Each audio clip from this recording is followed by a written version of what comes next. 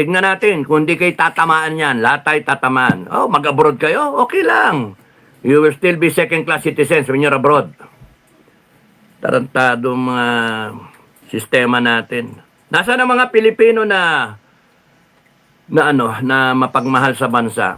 Panay mga troll, panay mga vlogger, panay mga tukmoy, sip-sip buto, mga nusweldohan natin yung gano'n para tayong kumuha ng bato, pinukpok natin ang ulo natin. It's all wrong. Alam nyo, mali. Huhugot pa kayo. Alam nyo, mali. At hindi kami papayag. Hindi papayag ang langit. I'm declaring that already. Hindi papayag ang langit na mangibabaw ang mali. May araw din kayo. Huhusgahan din kayo ng langit. Okay, hindi yun ang topic. Hindi yun ang topic. Stingray, magandang gabi. Chairman, magandang gabi, Stingray. Hi. Madilim liwanag naman yung okay. Ali Punga. Good morning, Sir Dado, watching from Monterey, California. Monterey pala. Pengi yung tapos nun, Jing Onciano. Good evening, Cap Dado. Magandang gabi. Yun na to. Ash. Ano ito? Ate Hides Mix Vlog. Good evening. Magandang gabi. Ate Hides. Hi. Blue Lambanog. Magandang gabi. Hi. Love you, Blue Lambanog. Consistency, Blue Lambanog mag-moderate Screenshot lang tapos bura. Letty Moreno. Magandang gabi. Watching from Naik. Take care.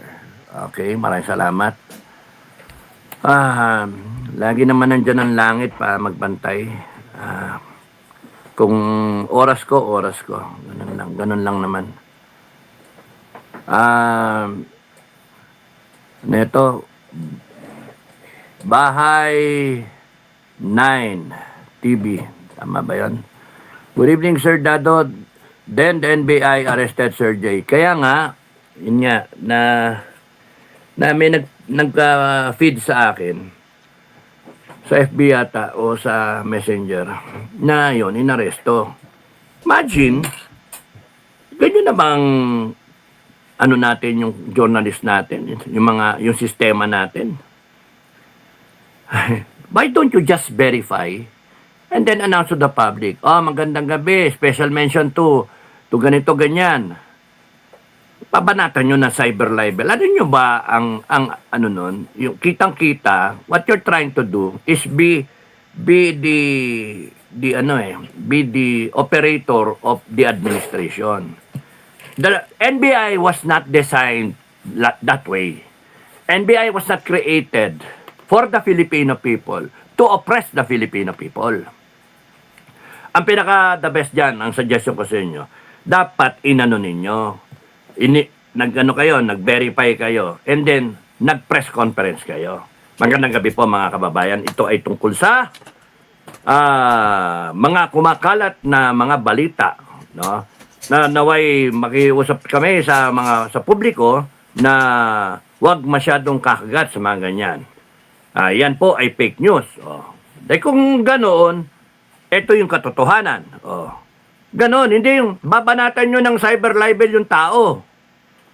No? Ay. And then, harassment yon. Hindi, kasi rin yan ma-absuelto rin niya sa korte. Pero, ang epekto niyan, tinakot nyo para matakot yung iba. Ay, naku, tahimik na tayo. Hindi na tayo baka kasuhan tayo. Putang ina. Tangin na sistema itong meron tayo. Tayo naman mga kababayan, matakot kayo. Hindi, di tayo dapat matakot. Tayo dapat magalit. Mga ungas yung mga pinagagawa nitong mga to Dapat ang ginawa, linawin sa kababayan. Because talagang dapat linawin. Tinatanong, legitimate yung tanong, nasaan ang Pangulo? Bangkay na ba yan? Patay na ba yan? Naka-freezer na ba yan? Kasi may mga ganong report. May mga nagsasalita. Linawin ninyo para malinaw sa amin kung kayo ay nagsisinungaling o hindi. Because later on, lilitaw at lilitaw ang katotohanan. Hindi, babanatan nyo, cyber libel eh. Bakit? Inutusan kayo, i-cyber libel yung tao. Kaya wala.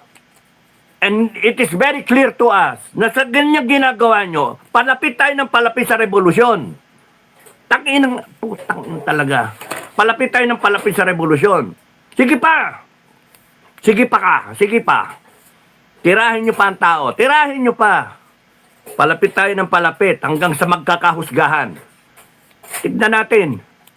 Putang ina, hindi pwedeng tirada ninyo. Ma-abolish kayo. Ma-abolish kayo. Kasi kung ako mas susunod, i-abolish ko kayo. Mga animal kayo. And kami, mga taong bayan, kung ako lang masunod, will declare a death penalty. And make sure that you all hang. Animal kayo. Gagamitin nyo yung organisasyon, gagamitin nyo yung batas laban sa taong bayan, na siyang dahilan kaya kayo nandyan. All government authority emanates from the people. Hindi kayo dapat matakot, mga kababayan. Sila dapat ang matakot sa atin. Sila ang dapat matakot. Hindi pwede yung mga astang ganyan. Arugante. Ay, nako. Puta yan. Arestuhin nyo. Linawin nyo sa publiko. Na sangayon sa aming mga na nakalap na mga intel reports namin, ganito, ganyan. Oh, nagsimula ito sa ganito, nagsimula sa ganon. Oh, haka-haka ng mga tao. Pero, you have to explain. Yung tanong, legitimate yung tanong, bakit mas matangkad ngayon yung BBM? Bakit yung tenga, iba? Bakit yung kutis, iba? Yung kilos, iba? Yung tindig, iba? Yung boses, iba? Tama lang tanungin ng kababayan natin, ng mga tao, kasi 31 million yung bumota dyan. Kayo hindi kayo binoto ng taong bayan. Ha? At gusto namin malaman dahil sa kung hindi man yan at patay na yan, merong krimen na nangyayari. Yun yung dapat nyo ginagawa. Hindi yung gagawa kayo ng krimen laban to sa mga nagtatanong. Tragis na animal. At kayong mga nandyan, alam niyo yung mali.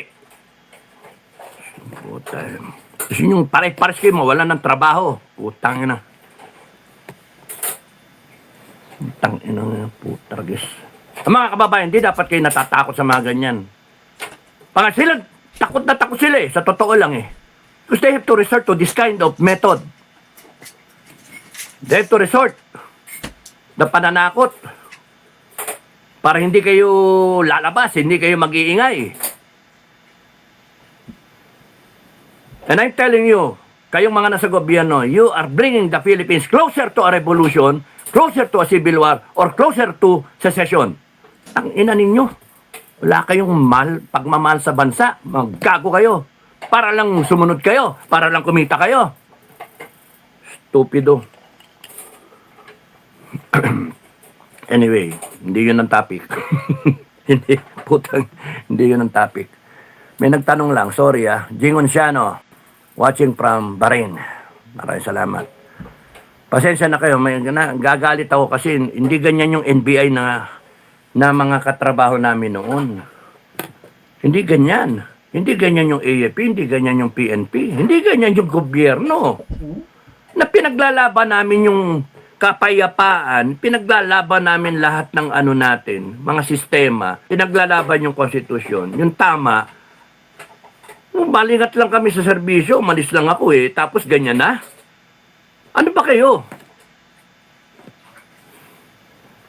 Tapos palalabasin nyo kayo yung tama, kayo yung mga nasa katwiran. Sinasabi ko na sa inyo, wala kayo sa katwiran. Kami ang nasa katwiran. All government authority emanates from the people. You get your job, you get your salaries, your bonuses, your function in government because of the Filipino people. Tanggalin namin yung taxes namin. Hindi na kami mag-buy ng taxes. Hindi namin i-consider tong gobyerno na to. Hindi namin i-honor yung gobyerno. O ano kayo? Nga. Tumayo ang taong bayan, i-abolish kayo. Ano kayo? Nga. Putang ina. Sira ulo kayo. Hindi nyo alam, sumusobra na kayo, umabuso na kayo. At sa akin, ang gusto ko, mapanagot kayong lahat. Kayong mga gumawa ng kalukuhan sa taong bayan, mapanagot kayong lahat. Mga animal kayo. Putragis kayo. Kayong mga PMAer, kayong mga reserve, integri, lahat, opisyal, sundalo. Kayong mga, alam niyo yung mali. Nakikita niyo yung mali. Kayong mga kababayan, alam niyo yung mali. Pero wala. Sige, hintayin natin. Tignan natin. Pagka, mga siguro, mga later part of this year, nag-61 na yung dollar eh. Na-breach na. Yan ang legacy ni Marcos. Kay buhayan, kay patayan, yan ang legacy ni Marcos. At kayo, mga nakakaintindi, kahit sa anong sangay ng gobyerno, mula presidente hanggang janitor, mga kontraktual, lahat kayo may pinag-aralan na civilian o wala. Kayo sa military, simple, 61 equals to $1. 61.51, $1. Na-breach ngayon. Utangin na. Ayan ang legacy ni Marcos. The highest, the lowest conversion ng peso to dollar. 1950s, 2:1 eh. $1 is to 2 pesos. O, umabot ng 16 to 1 pesos. Ako noon, 1985, mga $22 to 1 peso. Baliktad, 22 pesos to $1. Tapos ngayon, mataas na, tuwan-tuwa dyan yung mga nagtatrabaho abroad. 61 to $1. 61.51. 61.506. 61.506. Niround up ko na, 61.51. That is the publication of Central Bank. Daily. Minomonitor ko yan daily. Why? Because it's important. Why? Because it tells you, it's an indicator. No amount of remittances cannot save the country. You know, kayong nasa gobyerno, at kayo mga economist, ako dati sinasabi ko pa yan eh. Hindi ko kalain na magigimbal ako eh. Yung remittances of OFWs, around mga ilang milyon yan. Mga iba doon, mainstay na, 9 million na lahat, 2 million yung OFWs yata. Yung remittances nila is enough to keep our economy afloat. Imagine, nagpapadala sila. So, yung pinapadala nila, gagastusin ng mga tao. May VAT, kita gobyerno. And kagaya ka pa sinabi ko, ang lahat-lahat ng income ng gobyerno, 5 to 6 trillion, thereabouts sa isang taon, divided by 365 days, translates to 13 billion to 16.4 billion a day. Lagay na natin sa 15 billion a day. So, 15 billion a day. Malaking tulong dyan yung mga remittances. Malaking tulong dyan yung mga income taxes kaya nagtatrabaho. Malaking tulong yung mga VAT natin at binabayaran natin lahat na binibili natin may VAT. So, 15 billion a day. That's why,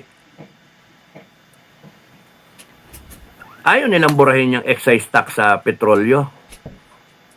Inisip nila yung kita, hindi yung pagtaas ng mga presyo. Hindi nila iisip yun.